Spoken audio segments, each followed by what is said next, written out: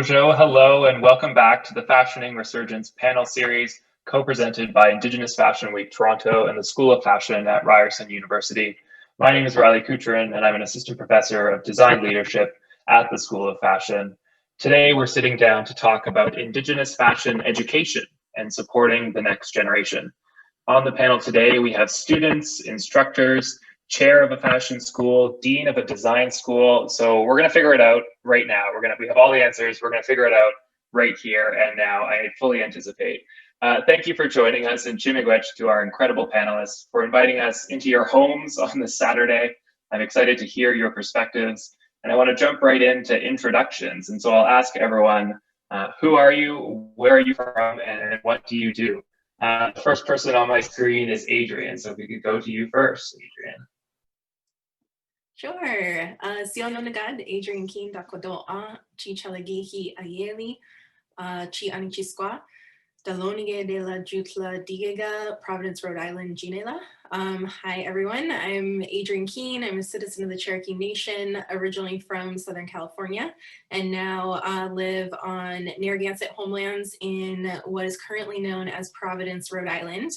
I am an assistant professor of American Studies and Ethnic Studies at Brown University, and I have two lives of research with which both kind of intersect on this panel. So I do research with Native students navigating the college process, so college application, transition, retention, and then sort of reintegration into community.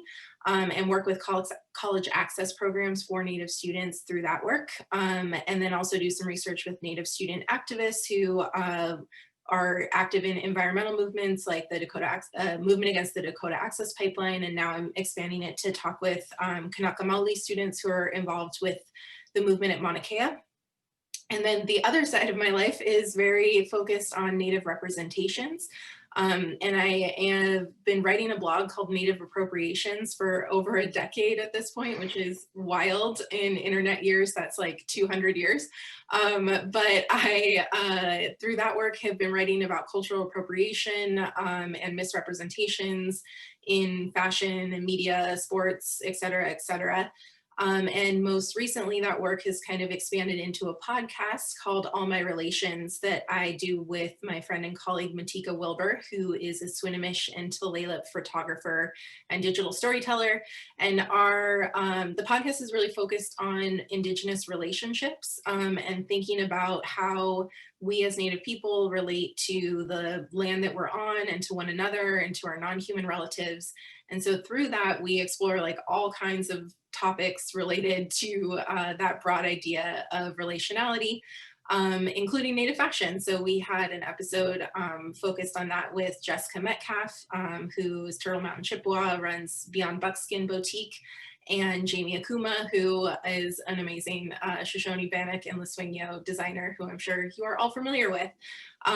So yeah, my work is really interested in just a lot of the ways that Native folks are represented, either in institutions of higher education or in all kind of other spaces as well. So I am excited to think through a lot of these ideas with y'all, and am really honored to be a part of the panel. So Waddell, thank you. Miigwech. Dori, how about you? Hi, I'm Dori Tunstall, Dean of the Faculty of Design at OCAD University. I am from the United States, growing up in Indianapolis, Indiana, which is on the traditional shores of the Miami people. And again, currently living in Takaranto, Toronto, which is under Treaty 13.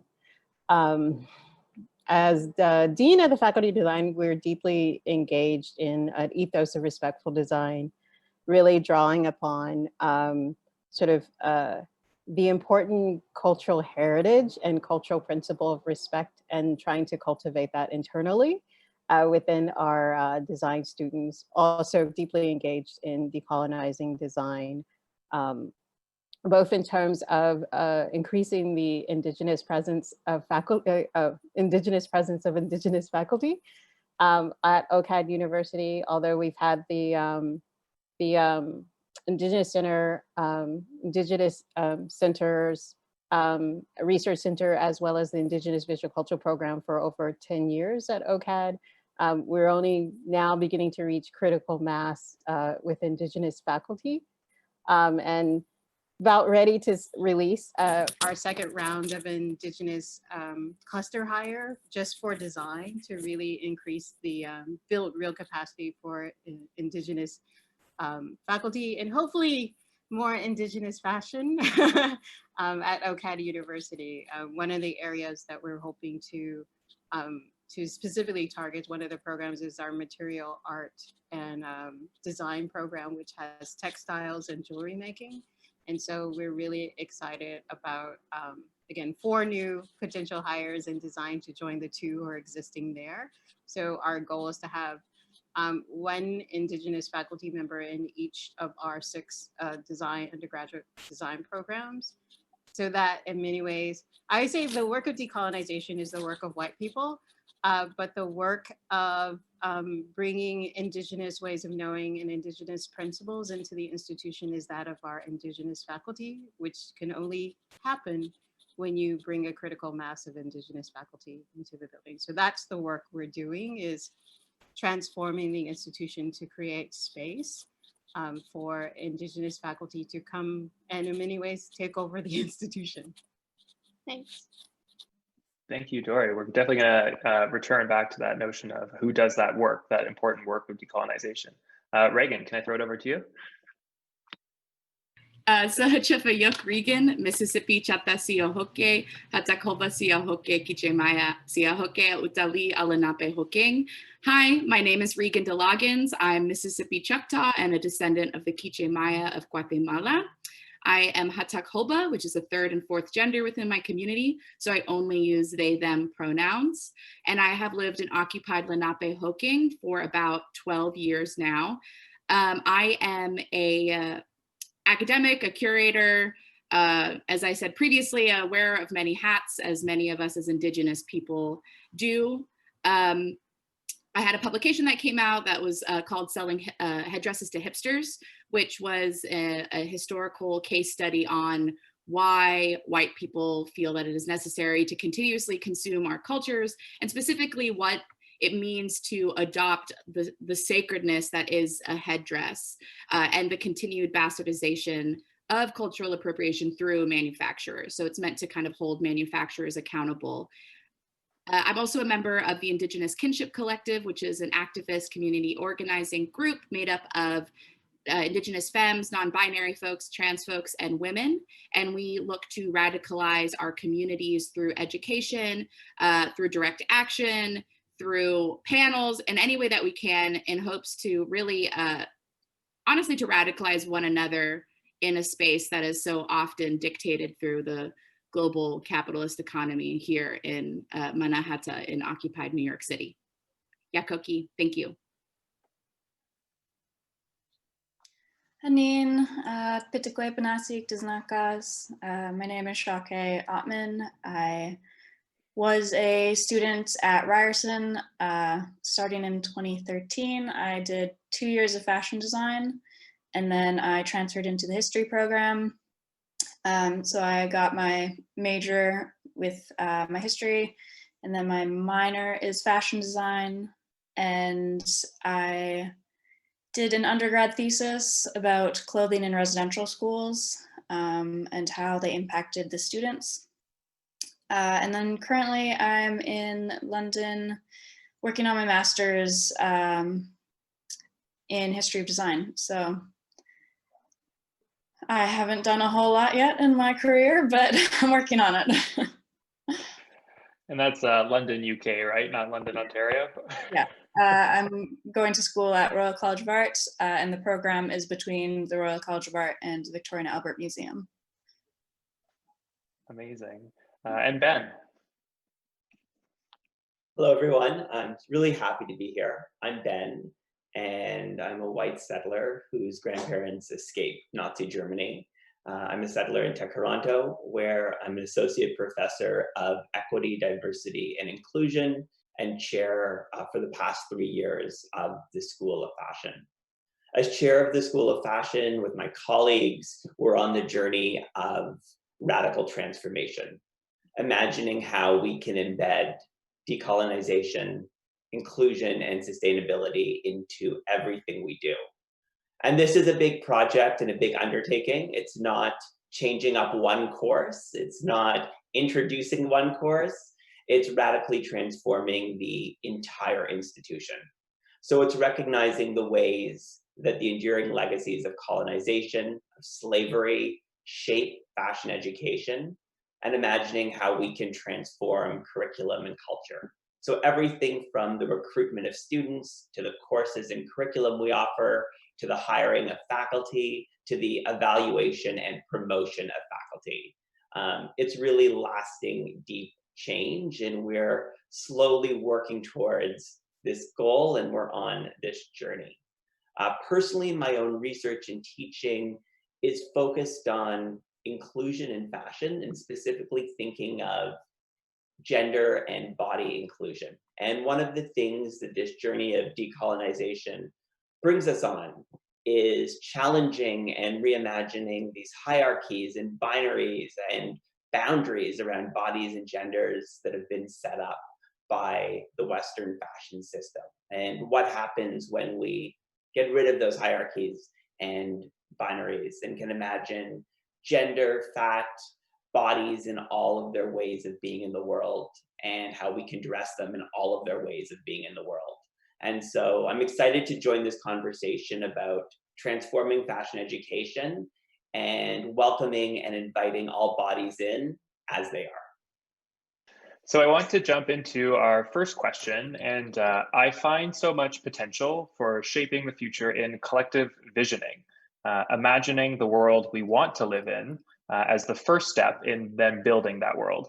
So I'd like to ask each of you, what would your dream Indigenous fashion school look like, or any school that is more inclusive of BIPOC?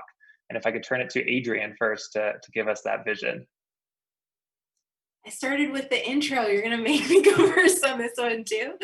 I mean, I am really interested to hear from the fellow panelists who are in fashion school right now, because I am someone who, and affiliated with fashion schools, because I am someone who is in a mainstream, predominantly white institution that it undergrad and graduate education. But I think, to me, when I think about this question, it's really about, I want to kind of just ask the question of like, who are we designing for? What is the goal of Indigenous fashion? And if the goal is widespread inclusion in mainstream fashion, if widespread distribution, like following the typical kind of laid out pathway, then that's one future we could imagine. Or if it's building a fashion school that is truly rooted in Indigenous values and the ways that we relate to one another, and thinking about goals of sustainability in different ways. As someone who has spent a lot of time in settler institutions and navigating those spaces, if you read earlier posts on my blog, I was all about like collaboration and like inclusion and let's do things together. And slowly through the years, I've become more and more, I've seen the ways those fall apart. I've seen the ways where they're really challenging for the Indigenous folks involved in the partnership, where they don't go according to plan, where they come into clash with Indigenous values. So I would love to see something that is built by and for Indigenous people, that is really reimagining what fashion can be and the role that it can serve.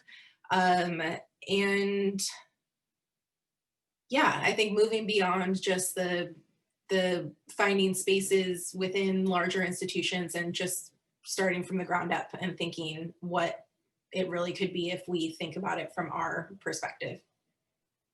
Thank you. It's a really good point. I probably should have done some more definitional clarity, because in my mind, yes, Indigenous fashion is something that comes from the community, it comes from the land, and its full intent is to support the resurgence of our people and sovereignty. And I feel like that is like Indigenous fashion is a tool to get us there. And in my mind, I wasn't even thinking about training our designers to then like, you know, go work in the mainstream industry. So thank you for making that that clarification. Shake, do you want to talk about your experience of being in a fashion school and how you think we might be able to improve it? Sure. So, I mean, I did do my schooling in fashion specifically a while ago now. So I think since then, Ryerson has done a lot to change the program, because I think it was just sort of starting implementing more diversity and sort of wider curriculum. But I think the thing, I did switch into history, so I mean, I have a specific slant on this in that we were, the fashion history course was mandatory, but the fashion history course was Western fashion. And there was one, I think there was just one course or maybe two that were on non-Western history sort of practices. There's one specifically in China, and then one that sort of had a wider lens, but they weren't mandatory. They weren't very, they weren't big classes, certainly not in comparison to a lot of the first year and second year lectures, which were quite large. And so just the inclusion of non-white histories of fashion, I think, would be really important, especially like I have had friends who are designers and successfully completed their schooling and who are in the industry now, asking was like, oh, well, I know that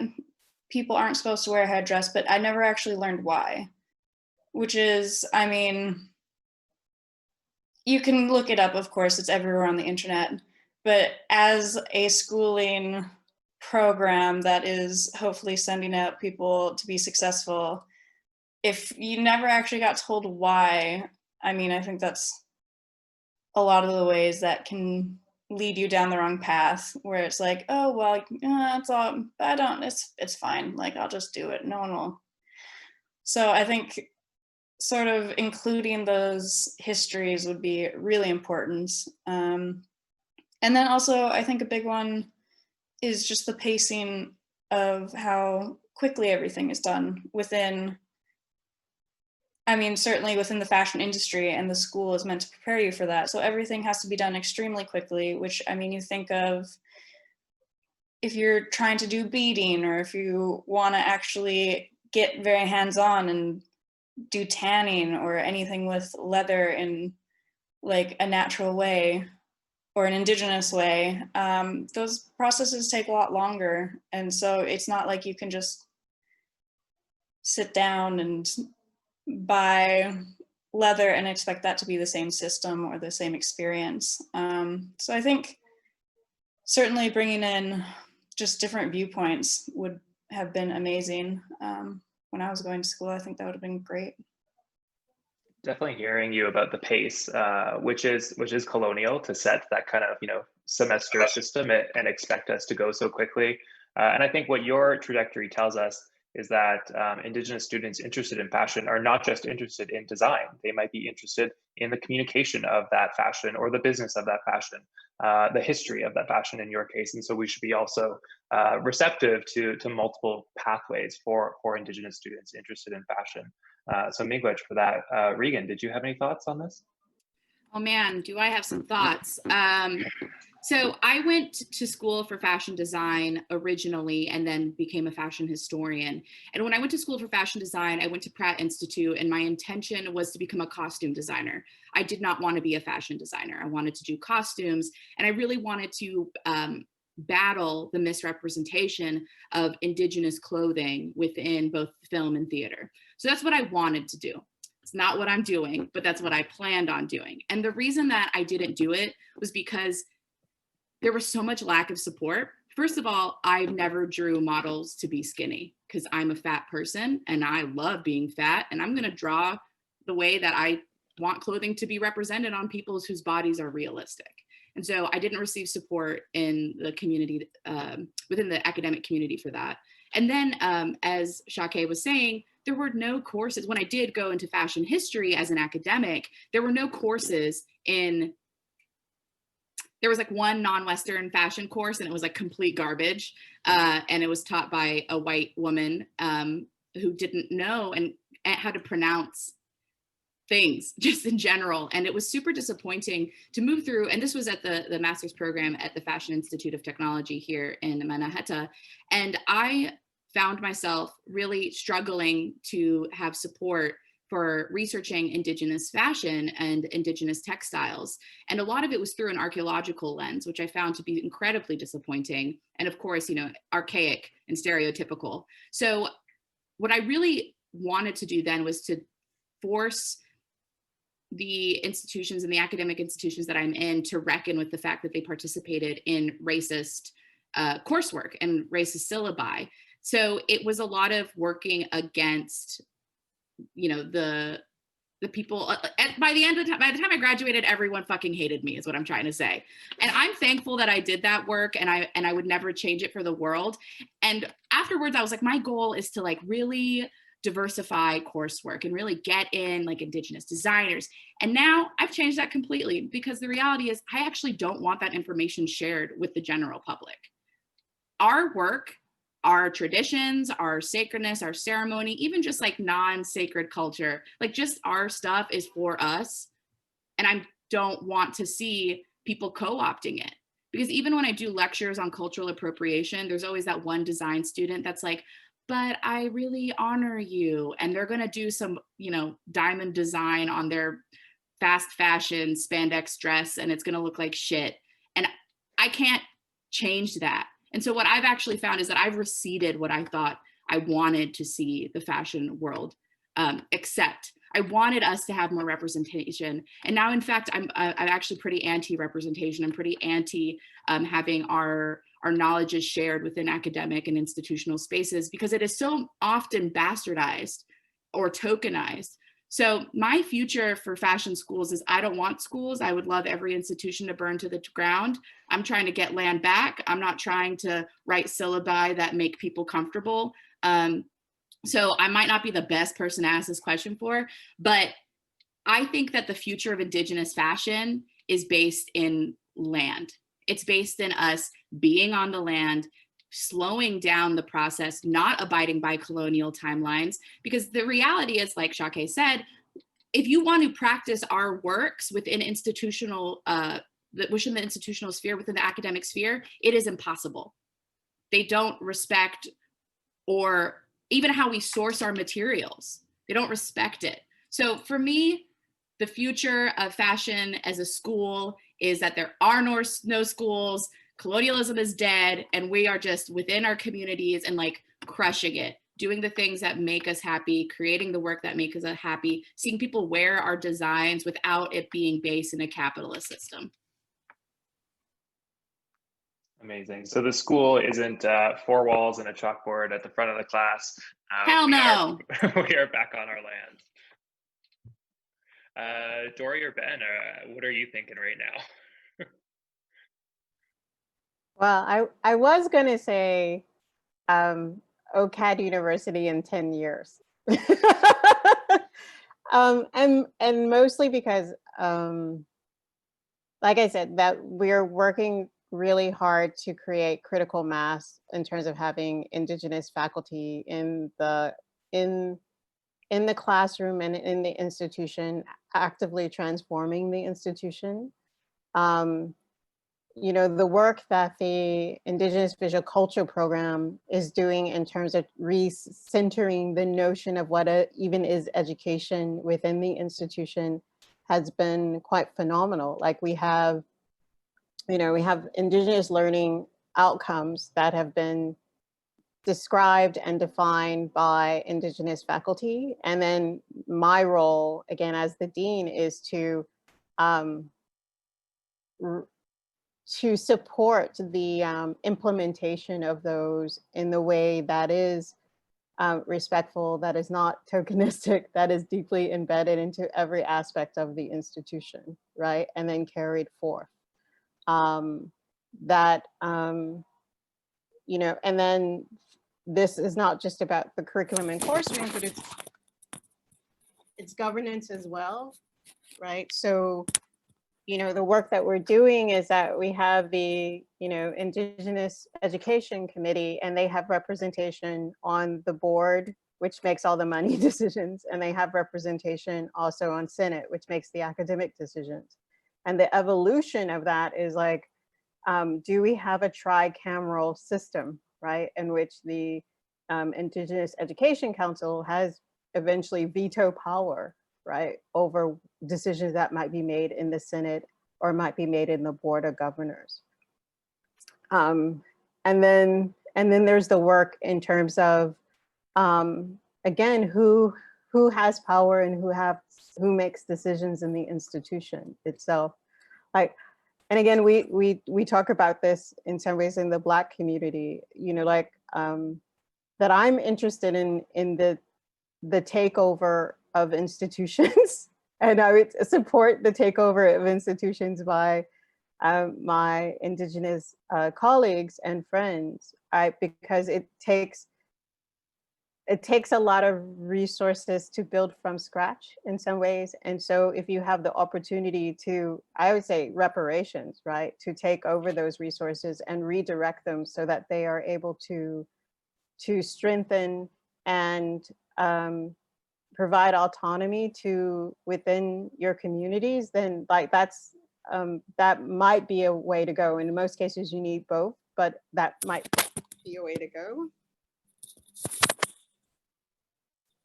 And I guess for me, you know, and the colleagues that we're trying to gather at OCAD University, like that's the path that we've chosen to take in terms of how to make that transformation happen in the last 5 years. Because it's enshrined in our academic plan, we have like community buy-in to make these transformations happen.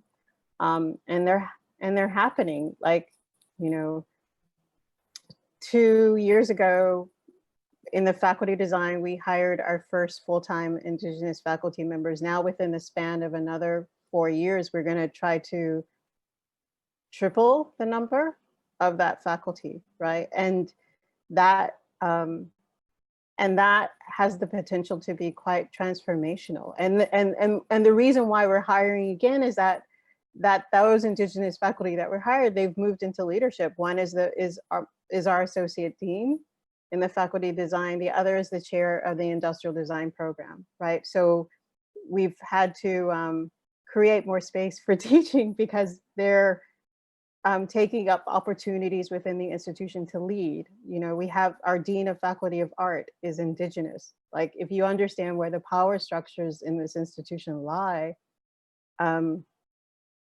would say we have many Indigenous faculty and now administrators who are leading the institution, right? And they're leading it to create space to have Indigenous ways of knowing and Indigenous principles driven by them, decided by them, infuse every aspect of the institution. And then to have, you know, every year, 4,000 students come in where their first encounter with art is the art of Turtle Island.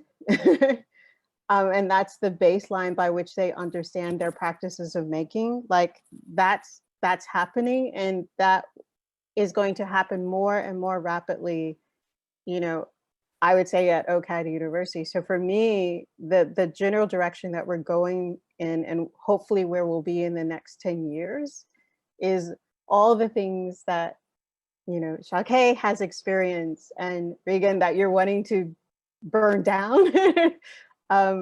That at least for those who choose another path to continue to work with institutions, that OCAD University might be that beacon of possibility in which you don't have to burn it down. You can actually take it over and have others respectfully following, right, Indigenous leadership around what design education should be, art education should be, media education should be, and have willingly accepted that leadership as the right path by which to go forward in a career of making.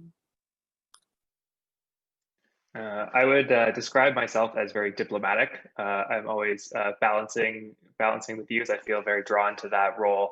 And Ben, I'm wondering if you could jump in about the new slew of courses that we just proposed, land-based courses.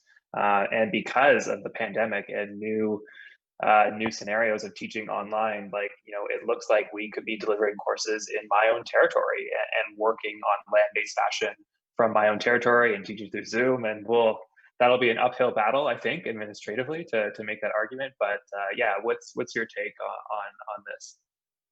Yeah, I mean, in many ways, and certainly Riley, this is a conversation we've had. I see that there's like an and approach versus an or approach. I see like the fashion school at Ryerson, right, needs to dramatically change and is dramatically changing. And we can talk about how that's happening. In addition to having a separate fashion school that's an Indigenous fashion school on the land by Indigenous faculty for Indigenous students, and that can work together and also separately. And thinking through sort of what like a Ryerson fashion school looks like that centers Indigenous worldviews and perspectives and practices, it's really essential because it's for Indigenous students in the class, but it's also for all the non-Indigenous students in the class to learn the truth about fashion history, right? So much, Shake, as you've said, right? Fashion courses around the world say that fashion was somehow born in Paris with industrialization and modernity, and that birthed fashion. And everything else was relegated to costume and clothing and dress. And of course, we know that's a complete lie. Fashion has existed on the land I'm on since time immemorial, and fashion history needs to begin with that. And that's knowledge that everyone needs to know. When we think about teaching design, the creative process, design practice, right? A slower approach that's rooted in ethics. So much by centering Indigenous perspectives are needed to transform the incredible destruction that the fashion industry has caused, both to the land and to people.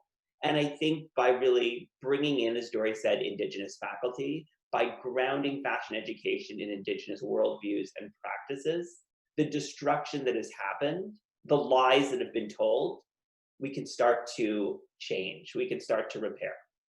But simultaneously, there's a recognition that there's multiple ways to engage in fashion, and we need to retell this notion of what is success in fashion, right? For some people, success in fashion is working for Gucci, but that's a very narrow notion of success that we can't, and it's a colonial notion of success that isn't the reality for so many folks. And so part of fashion school is to start to share multiple forms of success and career pathways and opportunities. And that's where a fashion school can play a key role. That's a fashion school at Ryerson, but in addition to an Indigenous fashion school for Indigenous students by Indigenous faculty. And I think that there's room for collaboration, there's room to work together, and there's room for both to exist. Because ultimately it's about recognizing that there's not one fashion system. There's never been one fashion system, right? There's always been multiple, plural, vibrant fashion systems. And I think it's going back in many ways to really recognizing that and honoring that and bringing that into fruition. But two of the main ways, right, to make the changes are one, for schools to reevaluate and redesign recruitment requirements, portfolios, everything else to get into fashion school, and recognize the barriers in that immediately exclude so many students and many Indigenous students. And simultaneously, and I'm sure Dory can talk about this because she's really shown incredible leadership in this realm, bringing in and hiring Indigenous faculty, ensuring they flourish in the institution, and ensuring that they can be promoted to leadership positions and guide the institution, right? Those are two fundamental changes, because you see what happens when you do invite in Indigenous students, Indigenous faculty, and they're able to, as Dory said, take over the institution. For example, in the School of Fashion, we've introduced 3 new elective courses in Indigenous fashion, in Indigenous craft practices, and in land and fashion. And these are electives, but we also are now grounding our fashion theory, our fashion history courses, our first-year design courses in Indigenous worldviews by bringing in Indigenous faculty. And so this is a much deeper change that requires bringing people into the institution, supporting them to flourish, and move into leadership positions so they can officially take it over. Thanks, Ben. Any responses to Ben or Dory from anyone? Adrian, I saw you nodding your head at some point. What are you thinking? I mean, I was excited to hear about the like secondary Indigenous fashion school that would be land-based, that is for Indigenous students. And listening to Shake talk about her experiences as well, it just made me think about, I wasn't thinking far enough, I think, in terms of when I imagine like the future of universities, I'm kind of on the same line of Regan in that I picture not universities. I picture a group of Indigenous students and elders and teachers from our communities in whatever way that means, like together on the land, thinking about what skills are necessary for our communities, what future we want to build together. And in listening to everyone talk, I realized that that can be fashion as well, that isn't separate from that vision of education that I have. So I would love to see a group of Indigenous fashion students together on the land, learning how to tan hide and to bead and to incorporate those into future facing badass things that we all wear together and figure out what our collective vision for that future is. So it just made me excited to hear so much progress, because I'm sure my fellow Americans can, that's not happening here on the same level. And maybe while you're talking about this, could you tell us a bit more about the college success programs that you work in, and how might those, like, what do Indigenous fashion students need, or how could you help Indigenous fashion students get to this dream bush school that we're imagining? I mean, so the organization I work most closely with is called College Horizons, and they're a pre-college access program for Indigenous students here in what is currently known as the US, and have been around for like 20 years or so at this point. But the motto of the program is College Pride, Native Pride, and the whole idea is that, and 20 years ago, this was very revolutionary, that Native students could come to college and have pride in college going and be excited about that process while not losing who they were as Native students, and have pride in that, which today seems like such an obvious thing, but 20 years ago was not really the conversation. But I think the lessons that I've learned from that are really that in that program in College Horizons, we are really about allowing students to have access to the skills necessary to build the type of success that they want in college, which is why I appreciated Ben breaking down that there are different types of success. So that they can bring their full selves to the university as a Native student, and then kind of take from the university whatever they can and they need for their community. So it doesn't necessarily mean that at the end, the goal is to get the bachelor's degree and to get the high paying job. It means that the end goal is whatever the Native student wants in terms of what their community needs. So I think there definitely are a lot of lessons from that, and it sounds like that there is a lot that's being implemented. Right. I really love that term navigating, because it is it's like this exercise of getting in and navigating and getting out in most cases, and avoiding the harm that these institutions can inflict. Being aware that you will come up against white supremacy, you will come up against racism in your curriculum because of where they come from, the anthropological traditions that they come from. So just being aware of that, being aware that you will need to do this navigating, and like knowing that Indigenous faculty are here to support you. I think that's a beautiful notion as well. Regan, are you going to join our bush school? I mean, maybe.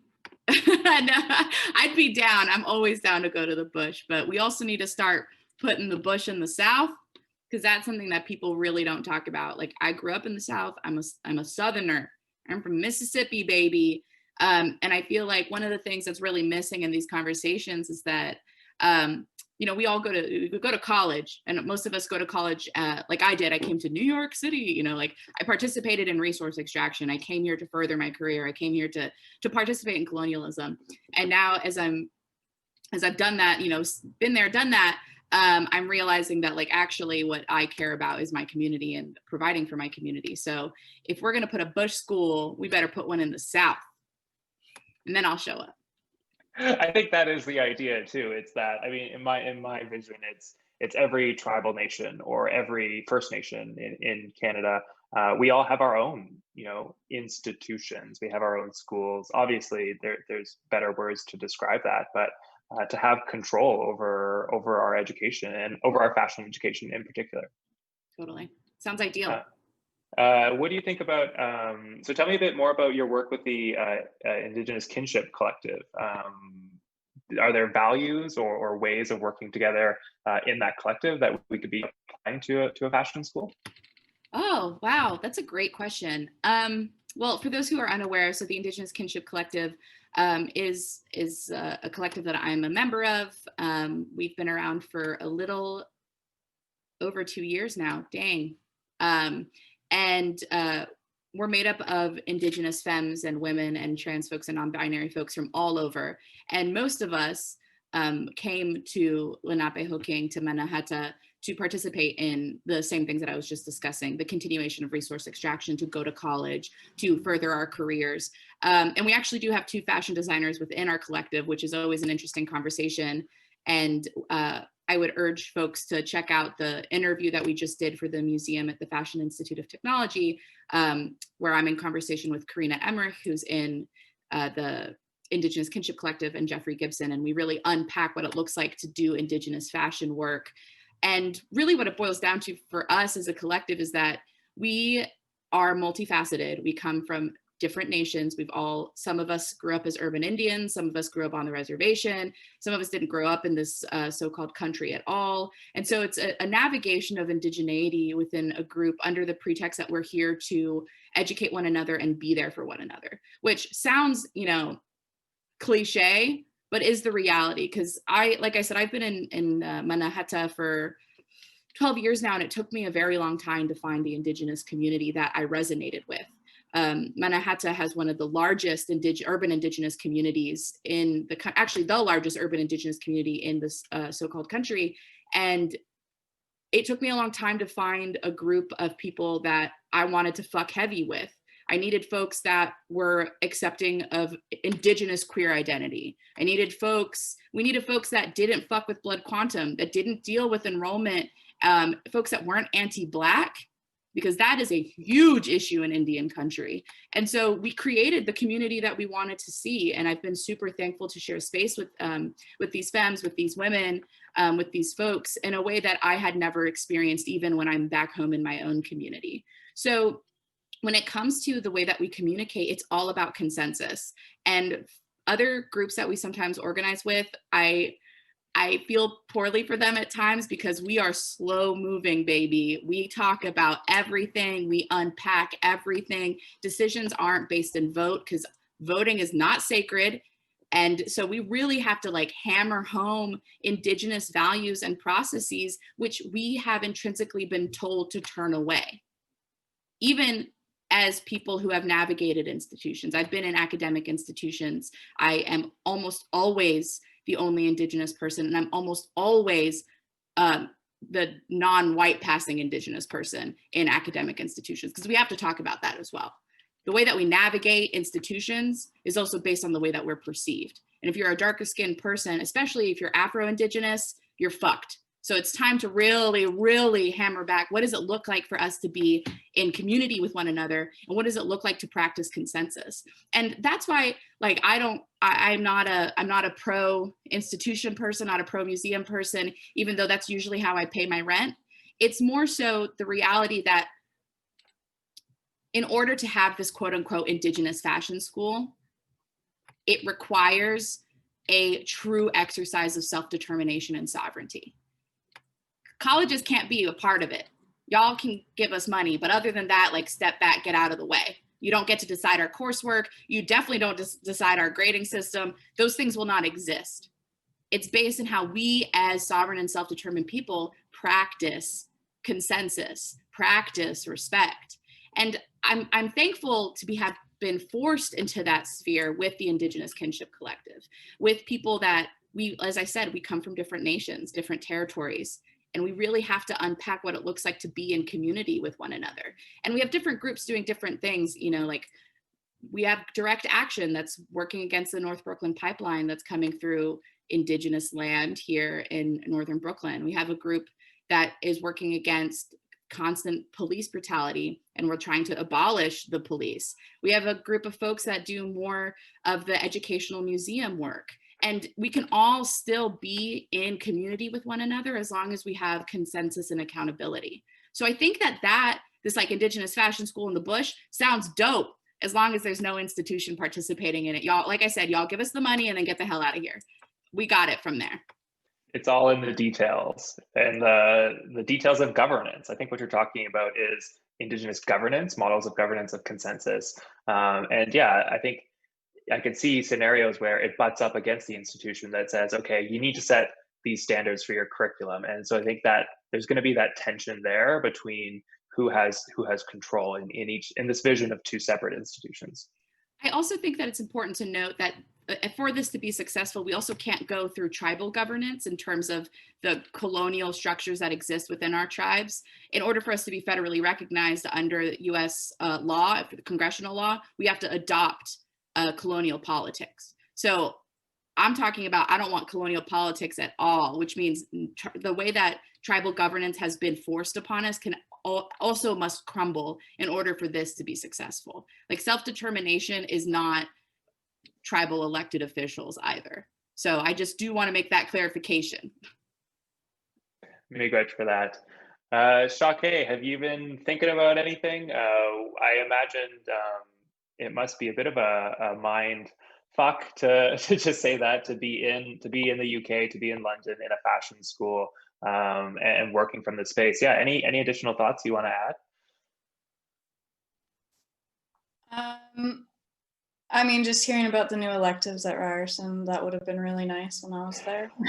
Sorry. There was a lot that was implemented actually like right after I left. I was like, oh, okay, cool. I'll just be over here then. I mean, I think the experience in the UK has been really sort of wild in terms of, especially because my program is linked with the Victoria and Albert Museum. So we have like a space in there and have had the chance to talk to a lot of curators and whatnot. And just the work of decolonizing this school and this museum and within the UK is such a different process. Being from Canada, and my mom is in academia as well, and so a lot of what I know of decolonization and indigenization is from an Indigenous viewpoint, and then coming to the UK, and it's not just Indigenous people. I mean, Indigenous people, especially in the spaces I'm in, are very minimal in terms of working in decolonization. It's a lot of Black voices that need to be uplifted, and Indian voices that need to be uplifted in the UK, especially in terms of population and whatnot. And just sort of the complexity of the situation is pretty wild. So I would say that I'm just a lot more comfortable, of course, back home because I understand what's going on and sort of where I stand within that system and sort of how I understand a lot of what institutions are trying to do, especially because of what my mom does.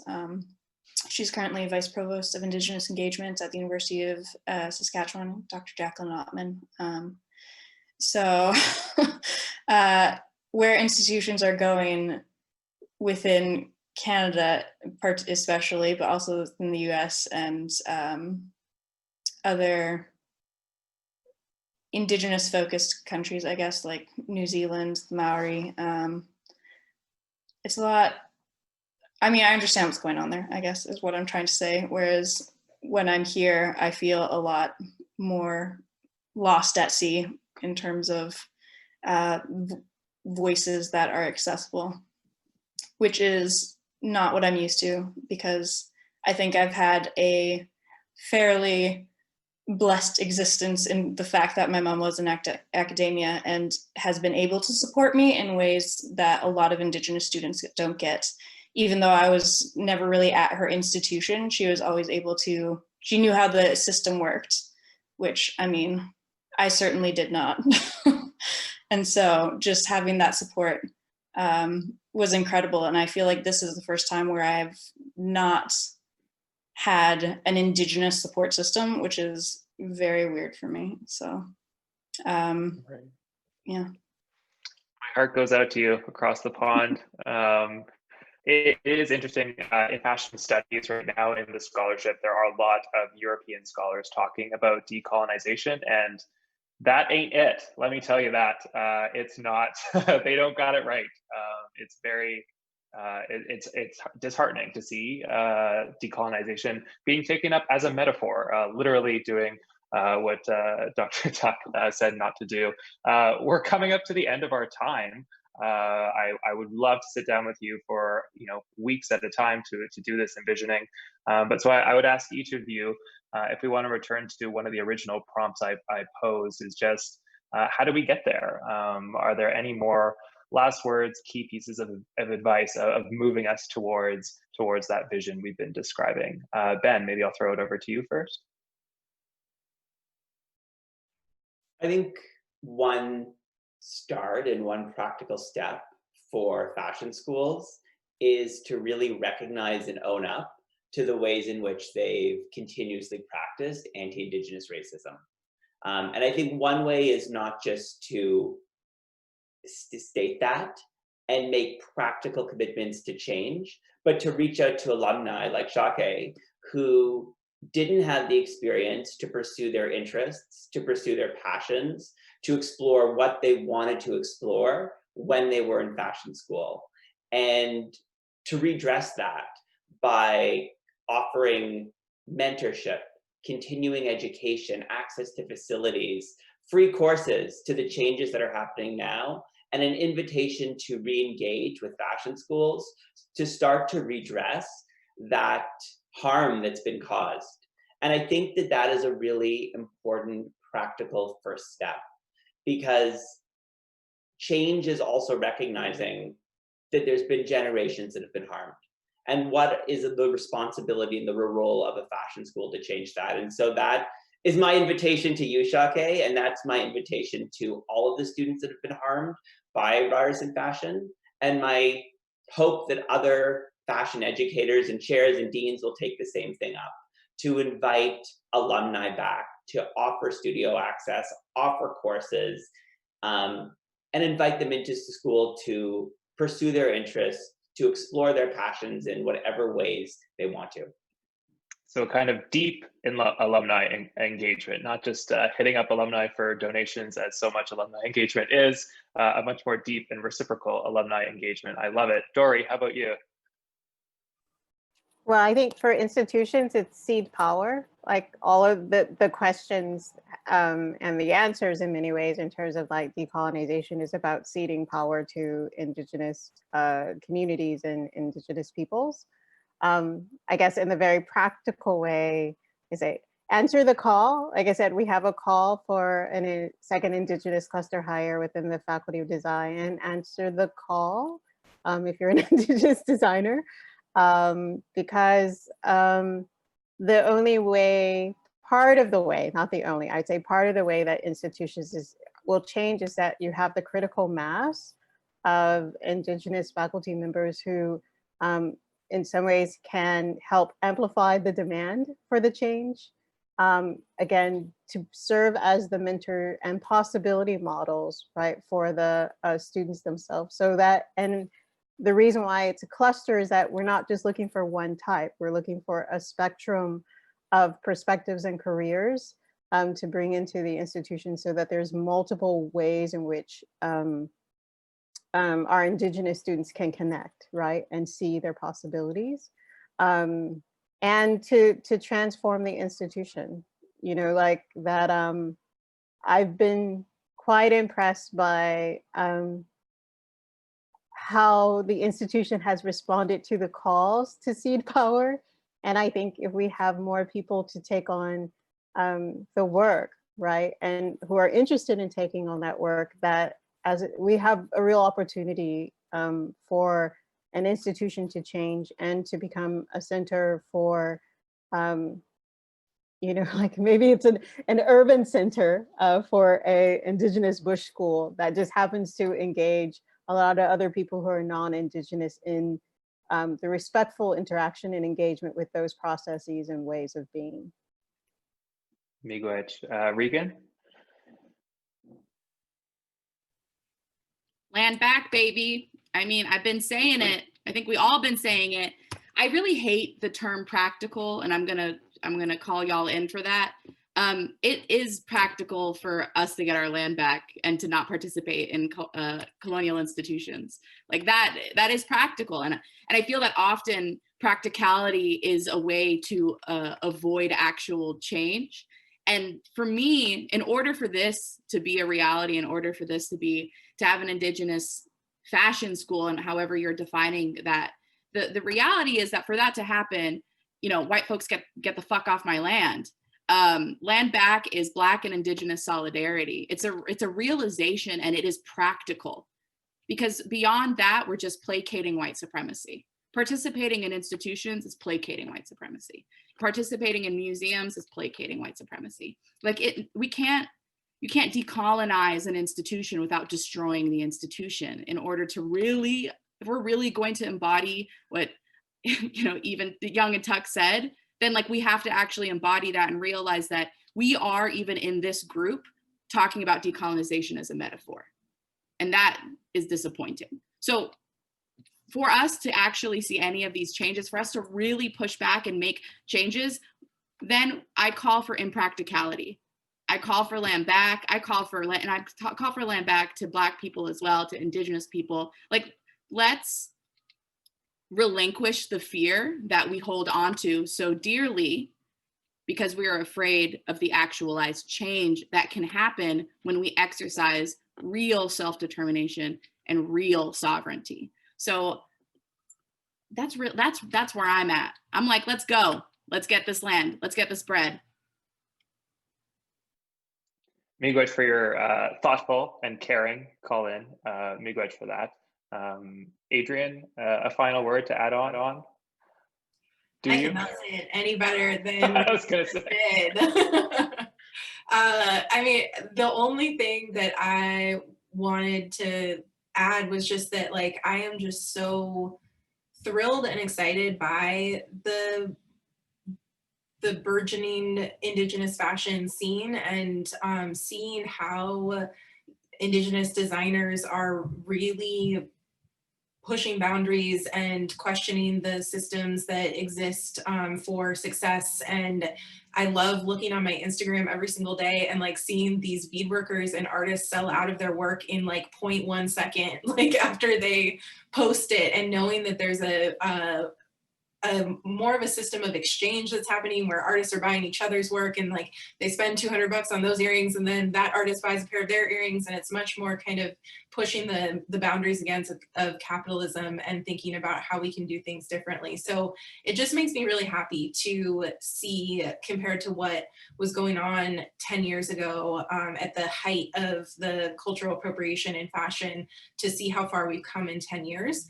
And so that gives me a lot of hope that we are very soon going to be seeing even more dramatic changes.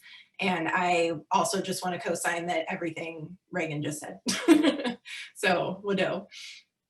Miigwech. Indigenous fashion education supporting the next generation means land back.